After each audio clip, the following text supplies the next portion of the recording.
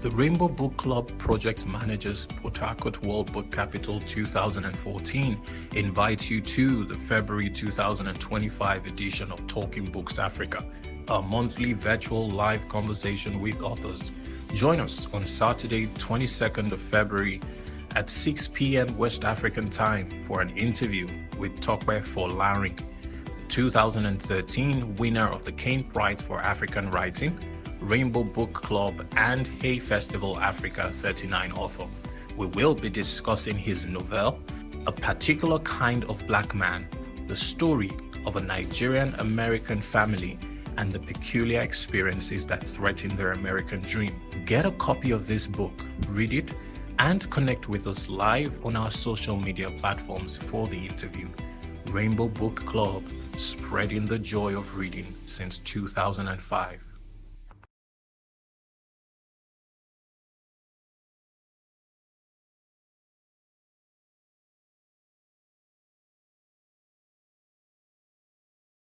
All right, good evening, good afternoon. Welcome once again to another edition of Talking Books Africa.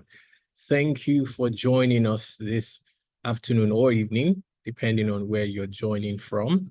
Let's know in the comments. If you're joining on Zoom, please put in the comments your name and where you're joining us from today. If you're also watching on YouTube, then please let us know where you're joining in today. I'd like to welcome you to the February edition of Talking Books Africa. We had an incredible time last month. If you weren't here, then we advise and encourage you to go on YouTube and get the recording of that conversation.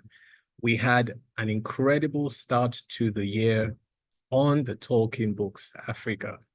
Last month, we had a special guest author, Nimi Akinkugbe, who is the author of The A to Z of Personal Finance. And it was such an instructive session.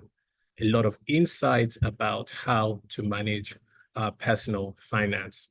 So if you weren't here, please do well to catch the recording on YouTube, Rainbow Book Club. That's the YouTube page. Once again, I'd like to welcome you to the February edition of the Talking Books Africa, which is the Rainbow Book Club monthly virtual live conversation with authors that bring Africa's voice to the world through books. I will be saying a few things about the Rainbow Book Club for those of you who are joining us for the first time and might be wondering, what is the Rainbow Book Club? Founded in 2005 and foremost promoter of reading in Nigeria, the Rainbow Book Club served as project managers for the Port Harcourt World Book Capital 2014. Now, we have an exciting book that we're going to be reviewing today on this edition of the program. And the book, A Certain Kind of Black Man by Tope Folarin, is the Rainbow Book Club Book of the Month for February 2025. This novel tells the story of a Nigerian family living in Utah, the United States of America. The optimistic father works hard to fulfill his American dream, while the mother, lonely and frustrated, has mental health issues. Caught in between is their young son whose struggles fitting in with other children is compounded by the drama that threatens their family and traumatizes himself and his younger brother. Now to our special guest author for today. Tope Folarin is a Nigerian American writer who is based in Washington, D.C. He works at Georgetown University. Tope's writing has been featured in the British Broadcasting Corporation, BBC, the New York Times Book Review, the Washington Post, amongst others.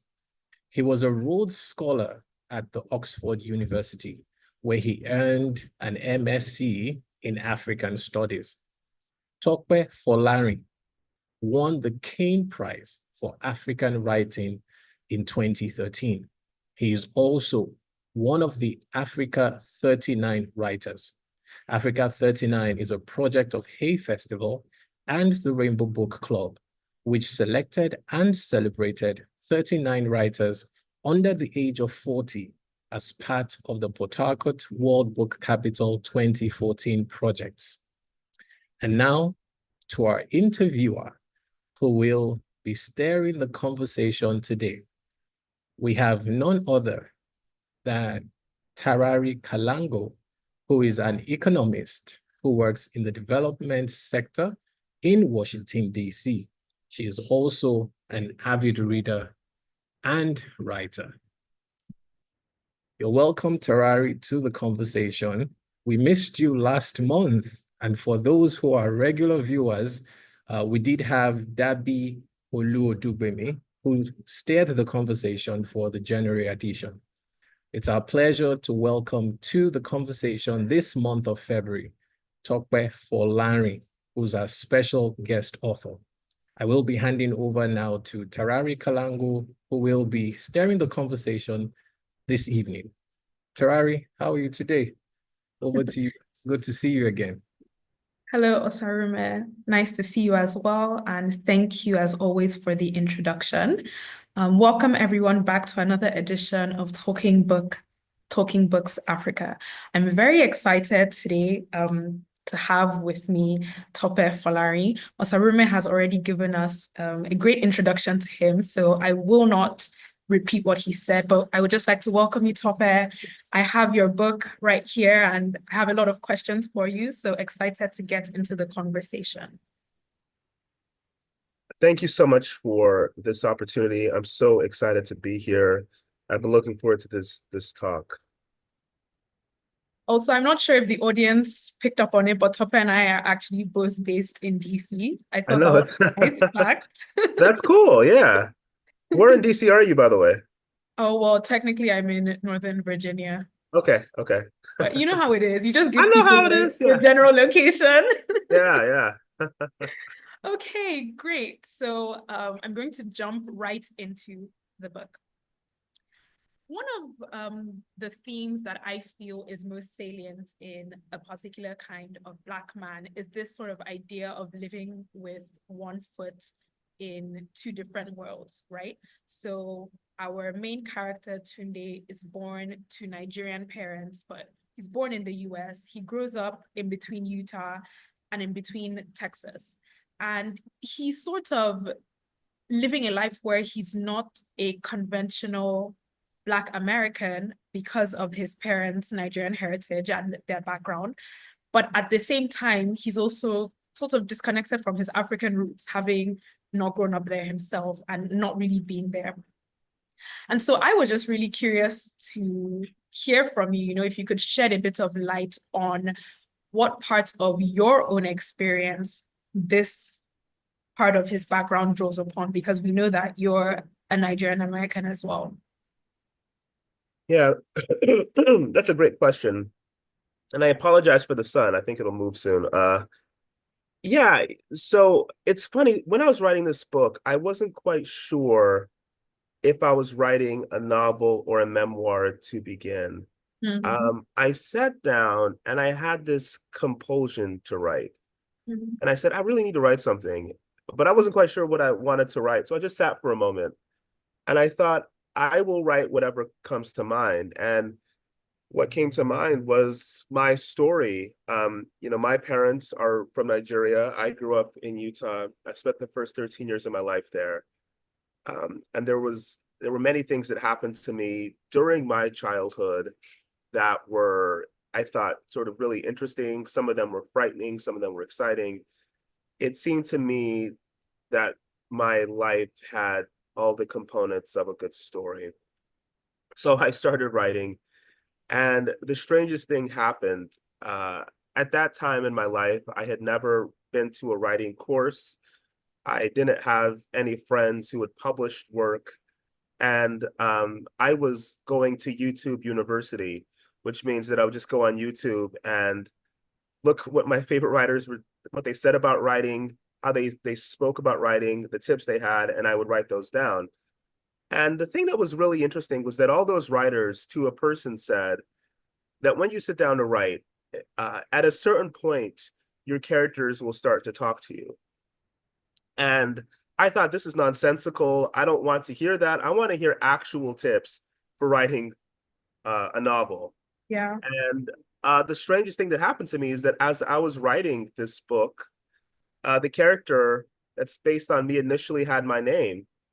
And there were times when I was trying to go to sleep at night when this character would start talking to me and telling me about things that had not happened to me. And I thought, this is really strange. This is not what's going on here. And that's when it came to me that, you know, this character was in a way speaking to me. It was a very magical, fascinating thing. And that's when I changed my protagonist's name to Tunde. And then the book really opened up for me. And so the book starts in an autobiographical place. But then it kind of moves in a different direction. And so, yes, this is drawn from my life. And like me, Tunde is growing up between two worlds. Tunde is trying to create an identity for himself. You know, the difference between him and virtually everyone else is that most of us are handed an identity card when we're young. You know, you come out of the womb and your mother and father say, this is who you are. You're a Nigerian. This is who you are. You're an American. And in Tunde's case, in my case as well, when I emerged from the womb, my parents said, hey, you're a Nigerian. And I said, okay, I'm a Nigerian. Then I looked around and I thought, I was born and raised in America and everyone else is an American. And in addition to that, everyone else who looks like me is a Black American. I have no idea what it means to be a Black American. And so my journey as a child was trying to reconcile these different identities, this Nigerian identity with this African American identity, with this American identity. And in many ways, the book is about that journey. Thank you so much for that answer. I think you've given us so many bits that I'm not sure which one to chew on and to focus on. But, you know, I will say, having had the privilege to be, you know, speaking to authors for a couple of months now, what you said is certainly a theme that runs through a lot of experiences. And even if we just sort of hear what other notable writers have said in public spaces, this idea that you might sit down and you start off and, you know, you write based on your experience. So you start writing about what you know.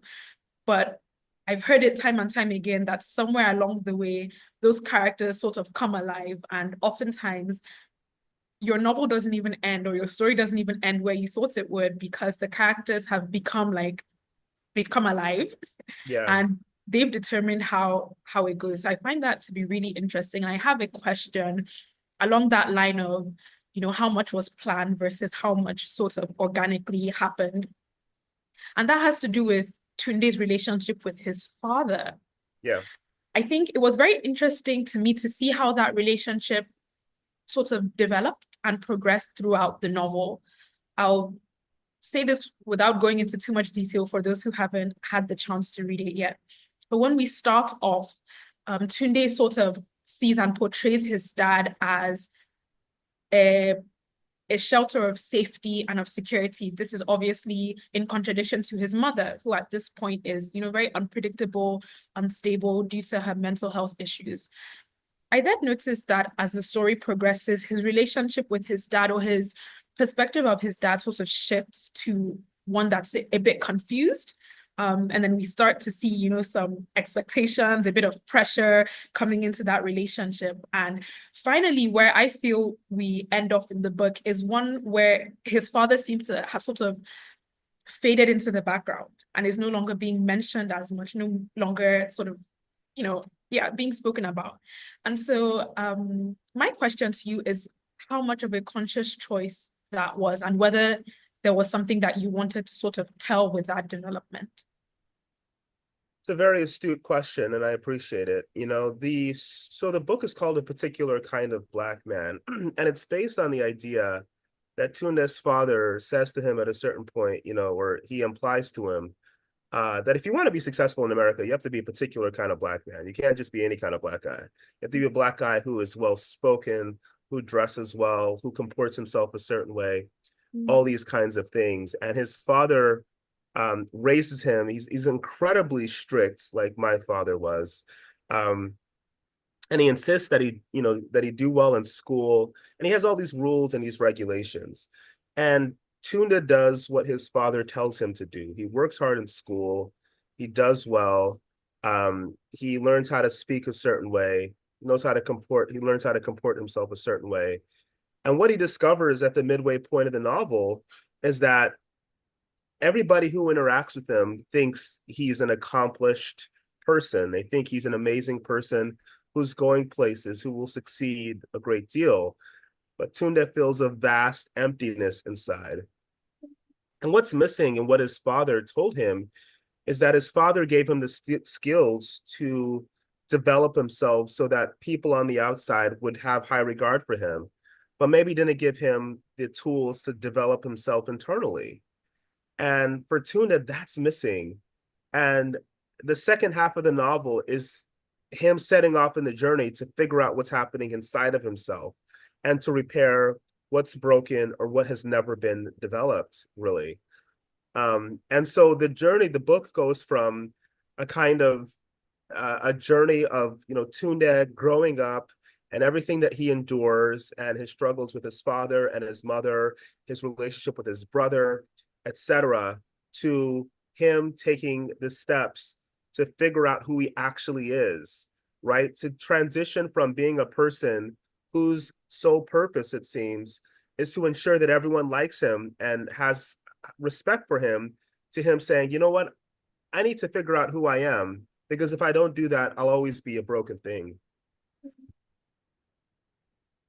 And, I think what's universal about that is that this is obviously in the context of someone who, like we've said, is growing up, parents are immigrants in a different society, but that sort of theme of identity and defining who you are beyond what your parents have raised you to be or who they've told you to be, or maybe who you thought you would be as a child, is something that's universal, and I would like to think that young people across the world in every kind of society experience that.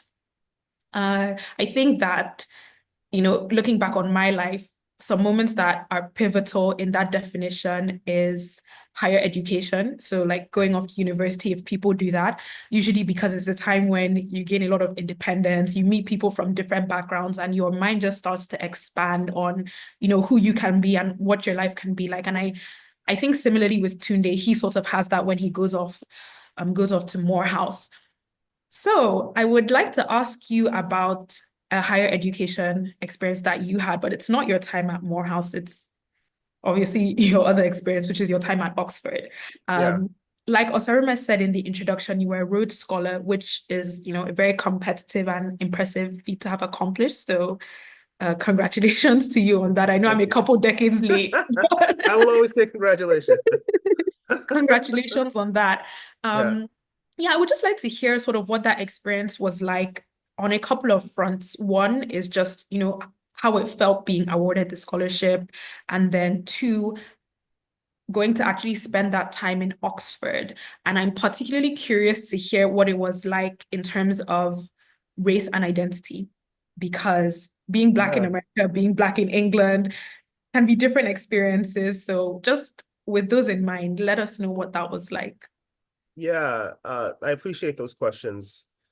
Getting the Rhodes Scholarship was really interesting. As you said, I was at Morehouse, but what had happened before was I was at Morehouse, and then I spent a year at a school called Bates College, which is in Lewiston, Maine. Then I spent a semester at the University of Cape Town, and then I came back to Morehouse. And when I came back to Morehouse, even though I had done all my paperwork, certain people claimed that I had not. And so by my senior year, they kicked me out of school, and I had no money. And I was living on my friends' couches, basically. And I was terrified because I thought I would not be able to graduate. I had a high GPA. I'd done all these extracurricular events, and it seemed like I was not going to graduate. And I was going from friend's couch to friend's couch.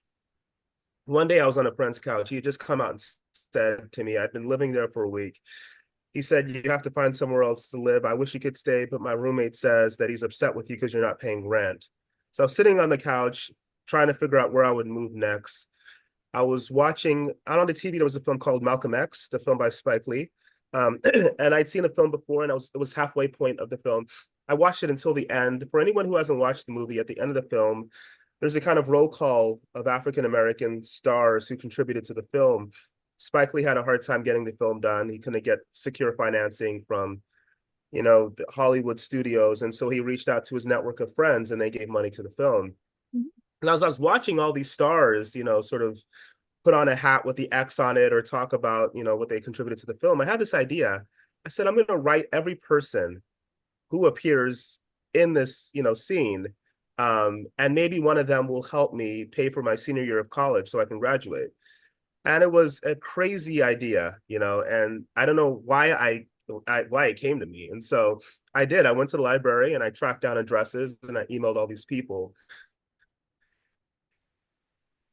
And then I went about my business. I moved to another friend's couch, and then another friend's couch. At 8, I would go to the Student Services Center and I would log in and check my email. One morning I did this, and I had an email from the Morehouse administration. They said, come to the financial aid office immediately.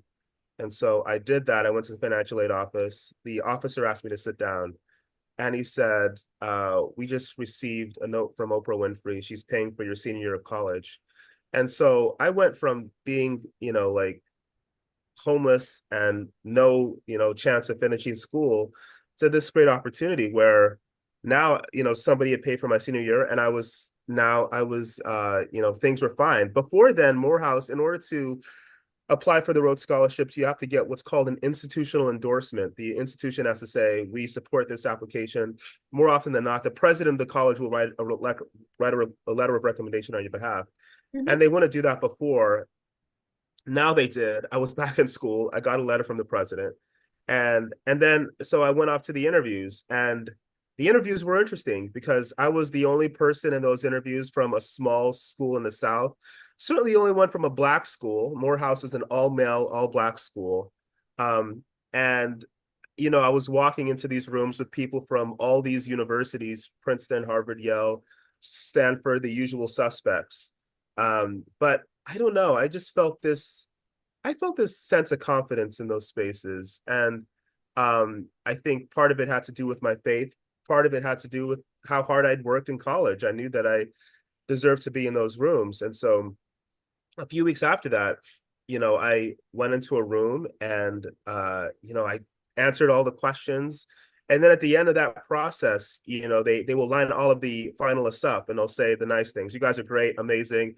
Whatever happens, you guys will be okay in life. And everyone's like shaking. What's going to happen? What's going to happen? And I was so out of my body that I didn't even hear them. Then they announced the 4 names from that region who have won the Rhodes. And I was so out of my body, I didn't even hear them call my name. It was somebody turned me and said, congratulations. And that's when I knew, oh, I won the Rhodes Scholarship. So to pivot to your second question, after I got it, all of a sudden, once again, the nerves set in. I thought, I'm going to Oxford, and, I don't come from a wealthy family, and I don't have any connections. Mm-hmm. And so I spent the months before going to Oxford reading Foreign Policy magazine. I did my undergraduate in public policy, and I was interested in sort of foreign policy as well. And so I thought, if I memorize every head of state, and if I memorize all these treaties, and if I memorize, the capital of every country and everything else, then I'll be in that space. And before leaving for Oxford, we all gathered in Washington, D.C. for some activities. And then we got on a plane, a British Airways flight from DC to London. And on that flight from DC to London, we're all sitting together on the plane, and somebody started talking about a movie they had recently seen. And everyone's like, yeah, I saw that movie too. And then they started talking about novels. And this was interesting to me because I had suppressed my desire to read novels in college and to write. My parents had made it clear that they expected that I would do something practical. And so my mind was blown that I was in this space with these really accomplished and bright people, and they were talking about art. And something opened up within me at that point, because I said, wow, okay, so this is legitimate. Art is legitimate. Yeah. And it's maybe a tragedy that it took me being in that space for me to think that. But I think that opened up the door, because the second I got to Oxford, I started acting in plays. I started reading every novel I could get my eyes on. I started going to the art gallery and looking at paintings. I'd never done that before. Mm-hmm. And my time at Oxford, yes, I did a master's in African studies and another master's in comparative social policy. But when I think back about my times at Oxford, I think about really immersing myself in the world of art. And by the time I left, I decided I knew I was a writer, and I knew I would spend my life trying to figure that out in addition to whatever public policy work I did as well. That's amazing.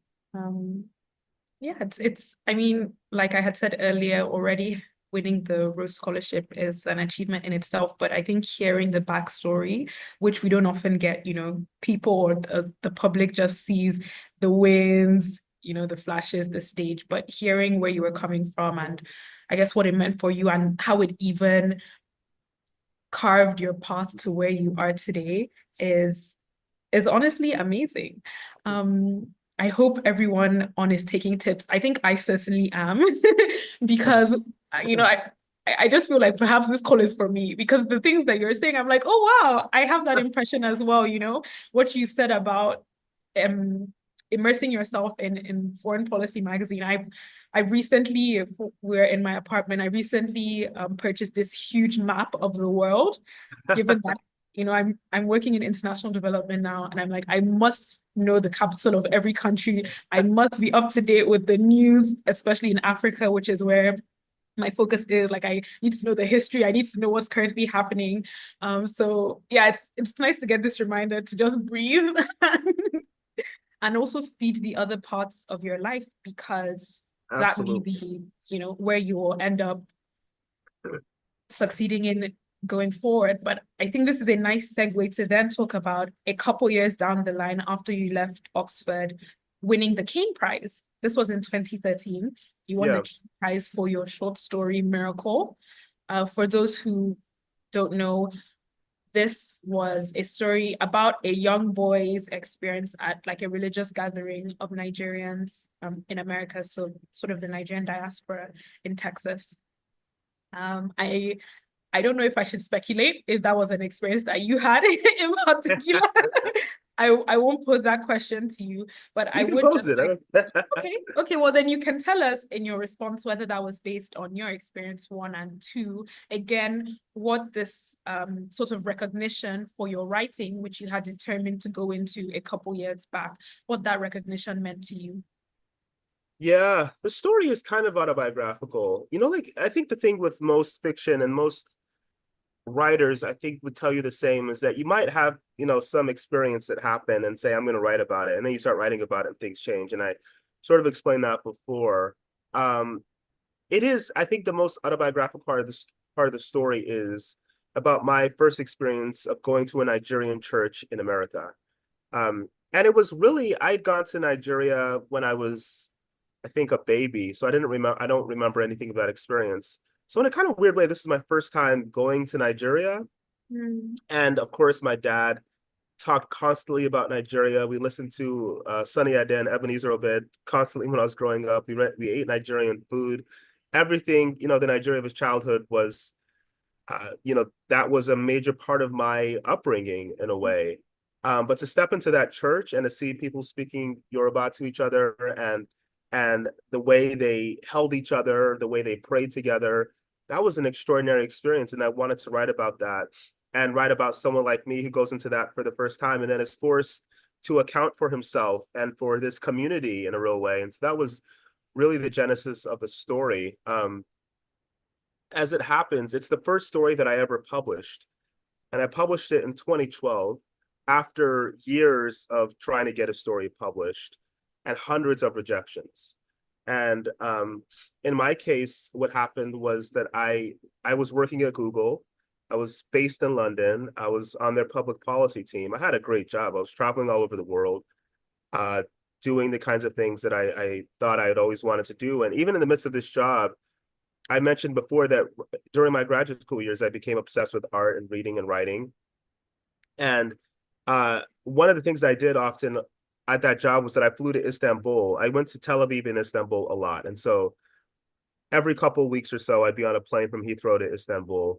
And I got to know this guy, Turkish businessman who was on the same flights a lot. I guess he had business between England and Turkey. And so one day we're sitting next to each other on the plane and I had this idea for a scene in this novel I was writing. And I spent the entire plane ride writing the scene. And as the plane was landing, he turned to me and said, whatever you were working on during this plane ride is what you should spend your life doing. He just said it out of the blue. And I thought, he's right. And that was, for me, a really powerful moment. And so a couple weeks later, I resigned from Google, moved back to the US, and I said, I'm going to spend 6 months trying to make it as a writer. And I did. And 6 months came and went. I was no closer to my dream than I'd been before. But then the financial crisis happened of '08, and nobody was hiring. And so I didn't work for a year and a half. And it was the most devastating time of my life at that point, because all of my friends from Oxford and Google were doing well. They were posting on social media about their promotions and about their vacations and all the stuff they were doing. And I wasn't doing any of that. I was sitting in Washington, D.C., sending stories out. They were getting rejected. My father was deeply disappointed in me and stopped talking to me for a while and said, I can't believe you did this. You had got the college degree, the Rhodes Scholarship, the job at Google, and now you're unemployed. And what are you doing? And so something in me said, you're going to make it. Just keep at it, keep at it, keep at it. And so this was 2008, and I kept sending stories. I didn't get a job until 2010. And then during that time, I got a job at a place called the Institute for Policy Studies, and here in DC. And I spent that time trying to work on a novel, and I wrote Miracle for the first time there when I was there. And then the following year, 2011, I couldn't find a job again. I went back and started writing a novel. 2012, got a job, and I started sending my stories out. This is a long story, but it's worth it, I think. Anyway, during 2012, I was co-hosting a radio show here in DC, and it was a book show. And every time somebody came on the show, I would hand my story to the guests. And none of them got back to me. Typically, they roll their eyes. One day, the guest was Helon Habila, the writer, who's actually based in the DMV.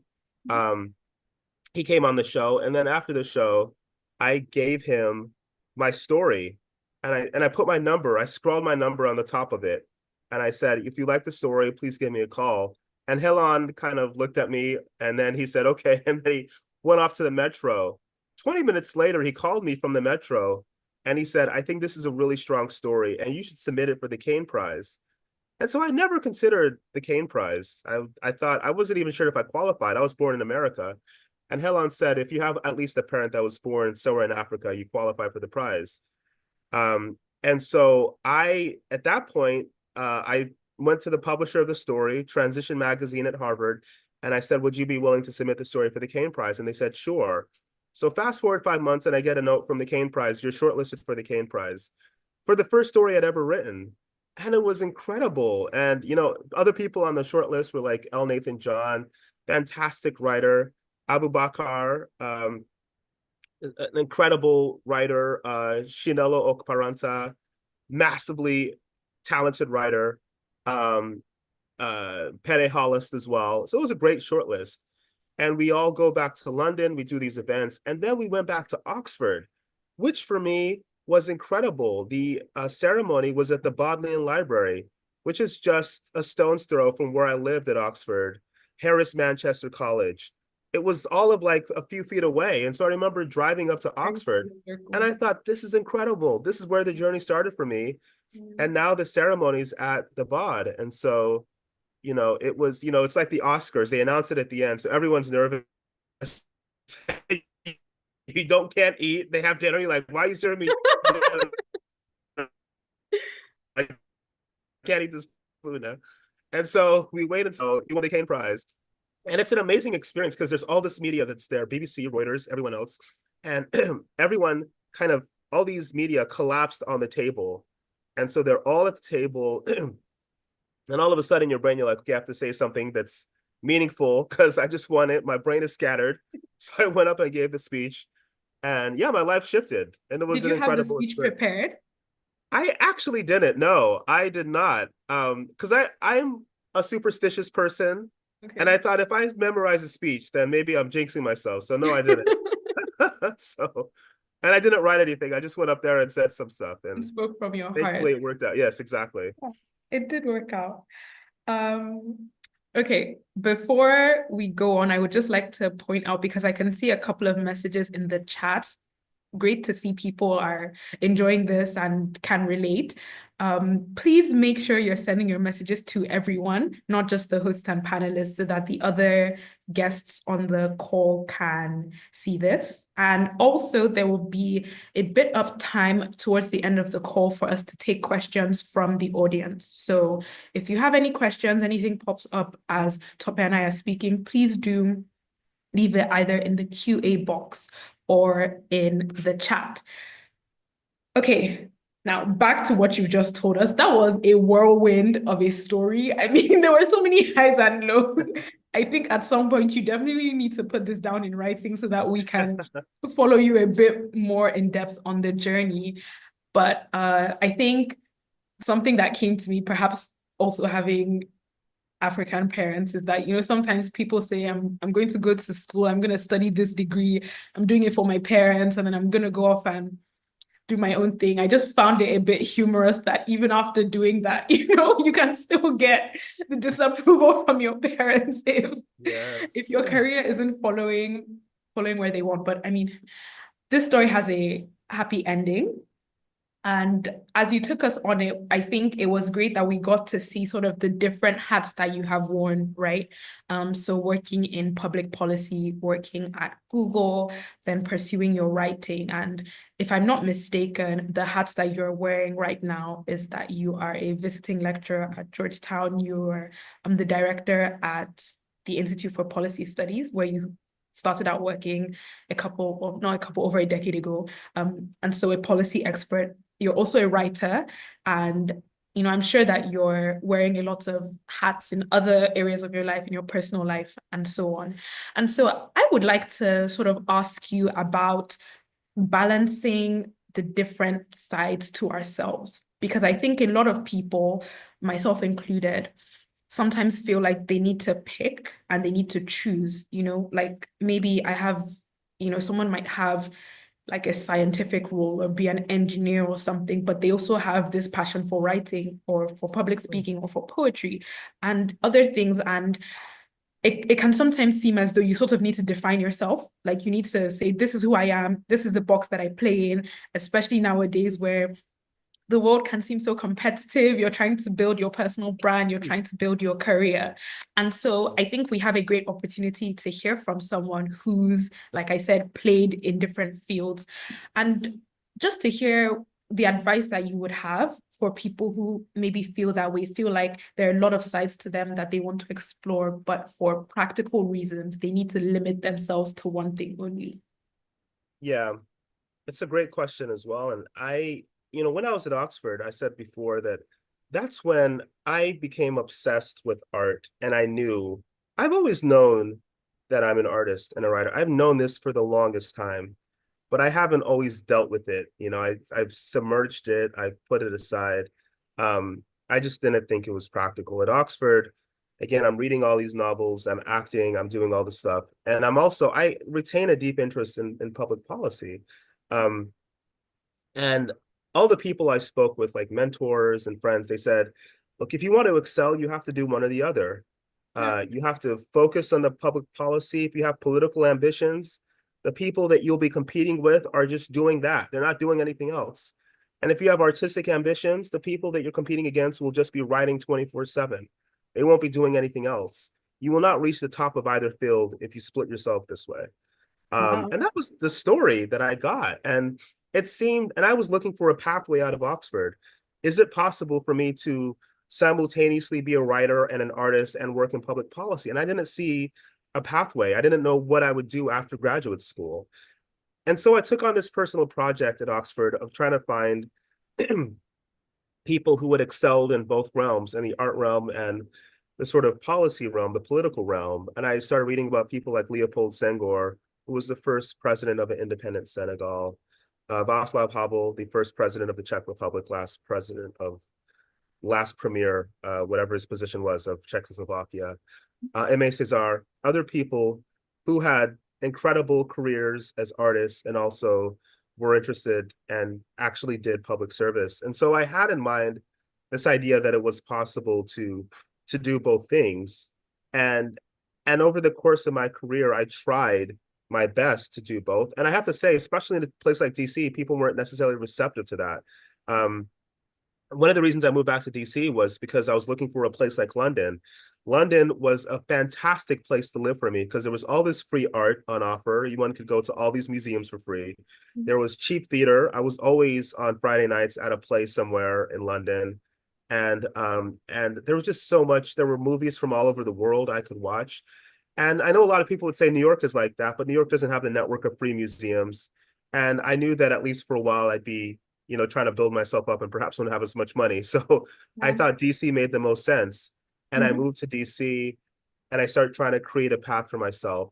And I said to myself that whenever I go for an interview at a policy place, I'm going to tell them that I'm also a writer because I don't want to hide or lie about myself anymore. And that's what I did. And I remember going to various agencies and they were like, okay, that's strange. And then I went to this one place, financial regulatory agency, and I went in to go see the person who was interviewing me. And he had a few like paintings on the wall. He had something by de Kooning and Calder, the great sort of sculptor. And I love those artists. And I started talking about them. And he was intrigued by that. We had this great conversation about modern art. And we didn't talk at all about, like sort of financial policy or whatever. Okay. And at the end, he said, you know what? He said, this is interesting. And then I told him, I said, I'm also trying to be a writer. And he called me up a few days later and he said, I don't know why I'm doing this, but I'm going to offer you the job. You don't have necessarily the background for this, but I think we can make it work out. And I worked at that place for 6 years. And that was where, I was working when I won the Kane Prize. And I worked there for years after. And so that was a good base for me. And so my literary career was going, I think, well at that point. And then my sort of other career was going well. And I try to continue to build on both. All of which is to say that I had to create my own path. And insist that I was still deeply interested in policy and politics, and insist that I was interested in art. And I think people in both realms maybe don't know how to regard me. My writing friends and the writing community at large maybe doesn't know how to regard me because I'm not doing that exclusively. And whenever I'm in a room with my fellow directors of Washington think tanks and research institutes, they think of me as the writer and maybe not the one. So I mean that continues. But I feel a deep sense of satisfaction that I'm doing both the things that give me joy.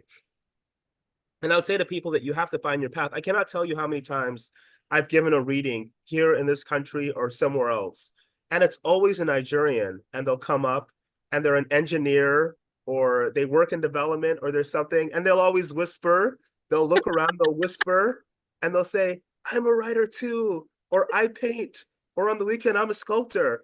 And I'm like, bring that into your life. The thing I've discovered about us is that all of us are artists. We come from a deeply artistic culture and background. It's the way we express ourselves. It's part of our spiritual makeup. And I feel so complete as a person because I have a chance to think about fiction and to write fiction and also to do the other stuff. I mean, I can do both. And I think that's what we're Nigerians, Africans show in the world. We can do both incredibly well. We can excel in both realms. No, I love that. And I think I'll whisper, I'm a writer. I knew it. I knew it. No, but I think on a serious note, what you said really resonates with me because for most of my life, I've had this sort of desire to write and I knew that I would, but it was a distant thing, at some point when I'm done with school, when I've worked for a bit, when I've made enough money. And it was last year that I decided to just go out on a limb and start a blog on Substack. And it was also last year that I started doing these interviews with authors. And it's like, I found this whole new side to myself that I enjoy doing, but I also enjoy my 9 to 5. And I don't want anybody to feel threatened there. So I think your advice to us that, we should carve the path that we want for ourselves and also not be scared or feel like we have to hide it because, there's probably a place for all of us. Just like you found a place that accepted you for who you were completely, your other interests. I think there's a place for each of us if we can be honest and if we can be bold about that.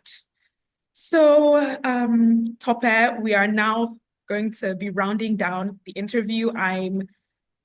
To be honest, I'm a bit salty because I had a few more questions I would have loved to ask, but I saw at least one question from the audience, and I would like to give, other people a chance to hear from you. So I'll read this question out from Dabi. Dabi says that your background is incredibly fascinating and inspiring. Thank you, Dabi. And she's wondering where you see your career going next. Is there something that you are super excited to try or experience when it comes to your writing or otherwise? Thank you for that great question. Yeah, I really want to be the best in each realm. I mean, that for me is the driving goal. I guess I'm competitive in that way. Um, and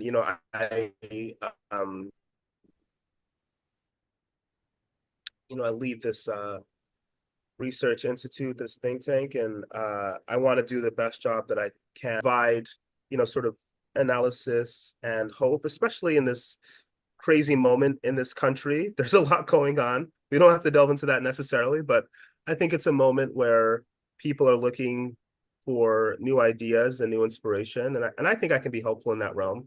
And I'm also deeply interested in fiction. And I think fiction and literature is in a very interesting place for a variety of reasons. I also teach, as you mentioned, at Georgetown. And in talking with students, some of them they wonder about the future. There's AI. You have a chat bot that can spit out like legible prose in half a second. What does that mean for writers? What's the pathway forward for us? There's a variety of questions that we can contend with. And I want to be in a space where I show that literature remains incredibly important. And I think there's new ways of telling stories and thinking about storytelling. And I want to enact those ideas in my literary work. So I'm really inspired. And then for me, it's a question of how to merge these things. And that's, I, like many people, spend the year, the time before the new year thinking about what the new year will be. And I was kind of meditating on this a few months ago. I thought, I really want this to be the year where I figure out how to merge these things, because I'm still kind of working in two distinct realms. And I think a lot of my life has been building up to this, but I want to figure out how to insist on how these things are interconnected. And so for me, I'm trying to do that in my literary work, and I'm trying to do that in my policy work as well. Yes, and I was going to say, so I did a bit of snooping around. If anyone is interested in how they can keep up with what Tope is doing, he has a website which sort of details the different publications that he has pieces published in. He also recently started a Substack. Like I said, I'm new to Substack, so I was very excited to find you on there. Hey. Please do check it out, subscribe so you can know what he's doing. But yeah, I think when it comes to something that I would say is a bit of a cheat code with writing and with anything else, is that a great way to merge them is to simply write about the other areas that you work, that you have an interest in. So, with Tope, it is writing about policy and policy issues and, other political topics. With someone who perhaps has a background in IT and tech, it's, seizing the moment, commenting on what's happening with AI, with the technological development. So Absolutely. I think there's always a way, if we're interested and if we're creative, to merge the different passions that we have. Okay, I will take another question from the audience. Mubarak writes, okay, what do you think helped you, Tope, have resilience when things weren't going well at Morehouse or during the financial crisis after you quit Google? Yeah, the way I've thought about life is that you always have two options. You can either succumb to despair, or you can assert that the thing that doesn't seem possible has already happened. I talked a little bit about going to church when I was younger, and my dad is a very religious person. And one thing that he made us do when I was a teenager, I guess he was terrified, because of all the culture and everything else. And he's very, again, very strict and very religious. He made us go to like night vigil every night, during the week when I Yeah. was in high school. And I pushed back against this. I was like, what are you doing, Dad? I don't want to do this. I want to like hang out. What are you? And he would make us arrive early and we'd have to set up the church. And then when the pastor would come in, and there were just a few people our age and younger there. And one thing the pastor used to do, he would always make the kids go up to the front before the end. And he would make us close our eyes. And he would say, imagine that impossible thing that you want. Now imagine that it's already happened. How does it feel? Who are you talking to? Where are you? What are you smelling, touching, tasting, feeling? And I did this a lot during my adolescence. And I think it's maybe one of the most important things I did, because at that time in my life, I had big dreams, but I had no idea how I would get there. Yeah. My parents weren't wealthy. We had no connections. I didn't know what the pathway from where I was to where I wanted to be would be. But I had this sense that like the thing that I want has already happened. And I just can't carry that with me all. And so even during difficult moments, when I was at Morehouse, this might sound strange to say, but I knew even during the darkest moments, I knew I would graduate. I knew I was going to get a Rhodes. I knew it. I just knew it. Even though like there were times when it seemed impossible, there was no Yeah. indication it would happen. Um, and even my writing career, when everything, I was sending out, I had an Excel spreadsheet where I would track my rejections. And I had Mhm. over 200 rejections before my first acceptance. Wow. And there was times, maybe in the hundreds, where I thought, maybe I'm not a writer. Maybe I'm a horrible writer. Maybe this is never going to work out. And there's another part of me that said, no, not only will it work out, it's going to work out far beyond what you can even imagine. And so I think what I discovered is that you have to insist on crafting your own reality. And especially for people like us, Black people, members of like quote unquote marginalized populations. The thing I learned at Oxford was that all the white people I interacted with were secure in their reality. They knew they came from wealthy backgrounds. They had consorted with powerful people when they were growing up, and they knew they would be part of that crew when they left Oxford. And so, like, having that confidence, I'm going to be part of those conversations. I'm going to be a decision maker. I'm going to publish incredible novels. I'm going to do these things. Like, having that confidence is an essential part of your trajectory, in my view. No, I agree. And I really like that as a takeaway for all of us, that confidence goes a long way. It to some extent, it doesn't matter how you perhaps feel inside, but if you can No, portray that, if you can no. project that outwards, that, yeah, I'm meant to be here, I deserve to be here, I'm just as good as the other people, it goes much further than perhaps we sometimes realize. So thank you, Tope. I feel like you've given us so many gems and nuggets to take away. And it was incredible to chat with you, to sort of pick your brain, speak to the mind behind this. Before I hand over to Osarime to round us off, I just have one quick question, which is, hopefully a lighter one. I think we've heard a lot from you on a professional basis, but a fun question is, you mentioned that you attended plays a lot in London. So did I, but again, decades apart. So who knows what was playing when you lived there? Can you tell us what your favorite play to watch was in London? That is a great question. What was my favorite back then? Yeah, Or or back any then in scene. London? I watched a play. Let's see. Uh,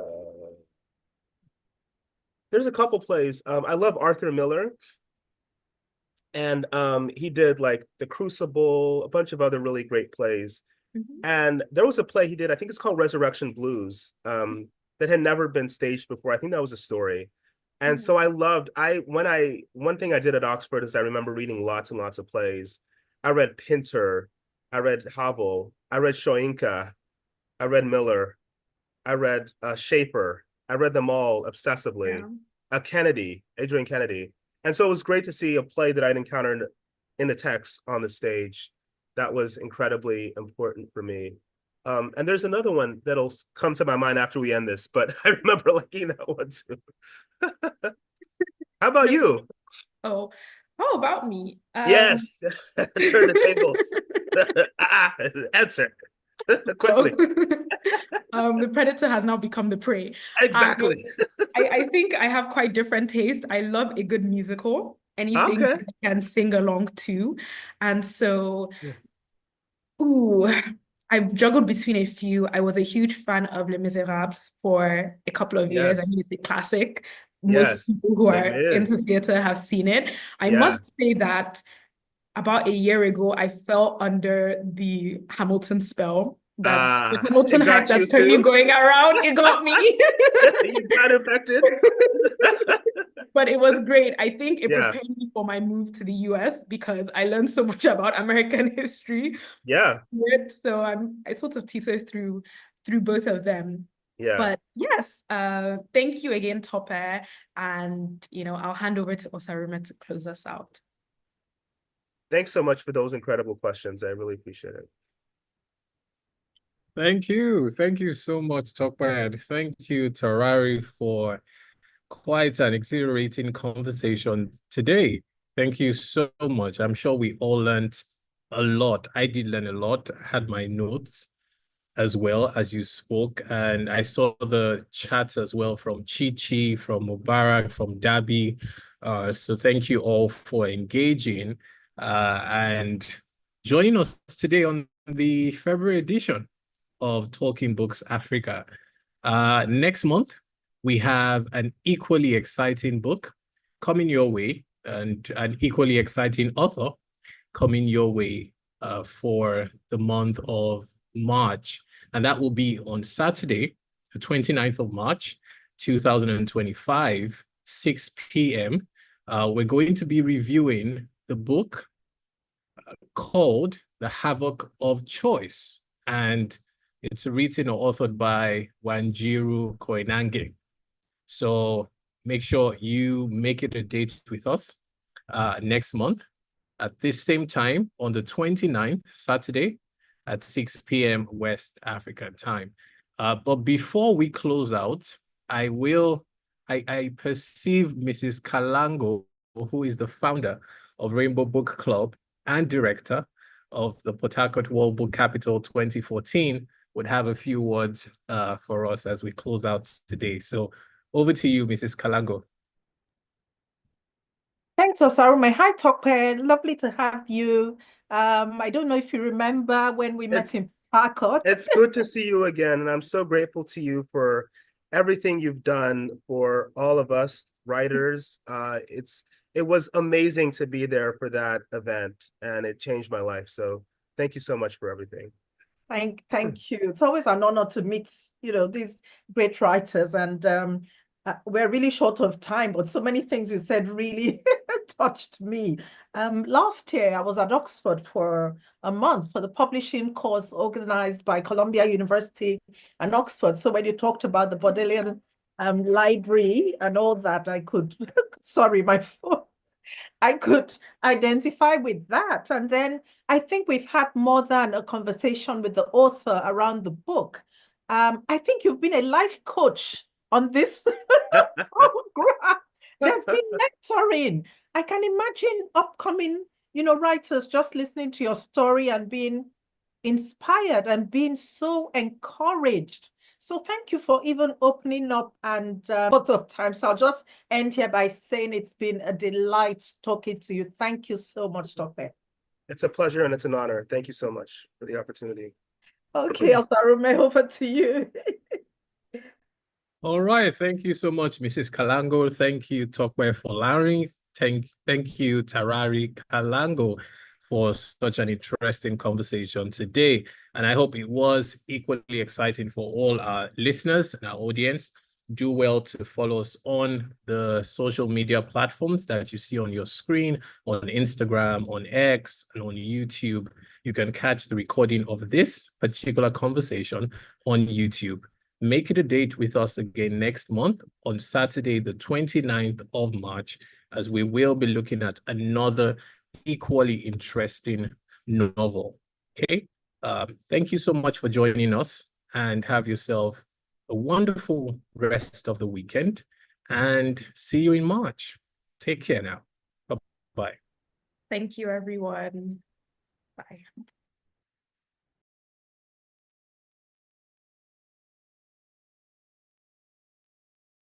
10th anniversary of Port Harcourt World Book Capital 2014, the Rainbow Book Club presents Talking Books Africa, a monthly virtual live conversation with authors.